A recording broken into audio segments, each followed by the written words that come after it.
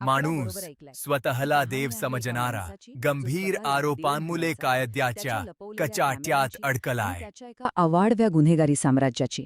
आणि हे सगळं कुणाच्या आशीर्वादाने चालत होतं? तर महाराष्ट्रातल्या काही सगळ्यात शक्तिशाली लोकांच्या. हो, आकडा बरोबर ऐकलाय.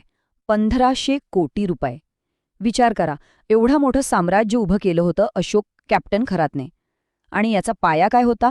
तर लोकांची श्रद्धा आणि त्यांची घोर फसवणूक. तर आज आपण याच कॅप्टन खरातच्या पतनाची, त्याच्या अंताची कहाणी उलगडणार आहोत.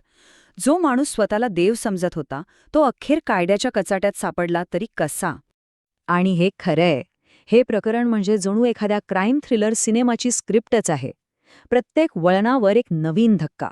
पण वाईट इतकंच आहे की ही फिल्म नाही, हे वास्तव आहे. चला तर मग या प्रकरणाच्या खोलात शिरूया. ओके, तर आपण हे प्रकरण 6 भागांमध्ये समजून घेऊया.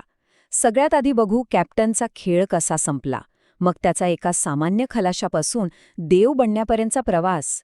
त्याची लोकांना फसवण्याची पद्धत काय होती? त्याला कुणाकुणाचा राजकीय पाठिंबा होता? त्याच्यावर जो कायदा लावलाय तो इतका खास का आहे? आणि सगळ्यात शेवटी या एका प्रकरणातून भारतातल्या बुवाबाजीच्या मोठ्या समस्येवर काय प्रकाश पडतो? चला सुरुवातीपासून सुरुवात करूया. असं नक्की काय घडलं की कॅप्टनचं हे अख्खं साम्राज्य पत्त्यांच्या बंगल्यासारखं एका क्षणात कोसळलं? तारीख होती 18 मार्च 2026. ह्याच दिवशी कॅप्टन खरातच्या पापांचा घडा अखेर भरला. त्याला अटक झाली. आणि आरोप अत्यंत गंभीर होते. आपल्याच महिला अनुयायींना, ज्या मदतीच्या आशेने त्याच्याकडे यायच्या, त्यांना नशेचं औषध देऊन त्यांच्यावर लैंगिक अत्याचार केल्याचा आरोप. आणि हे फक्त आरोप नव्हते, त्यासाठी भक्कम पुरावे होते. 100पेक्षा जास्त व्हिडिओ.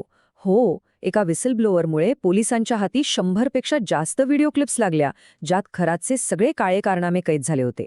आणि हेच व्हिडिओ त्याच्या विरोधातला सगळ्यात मोठा आणि न नाकारता येणारा पुरावा ठरला.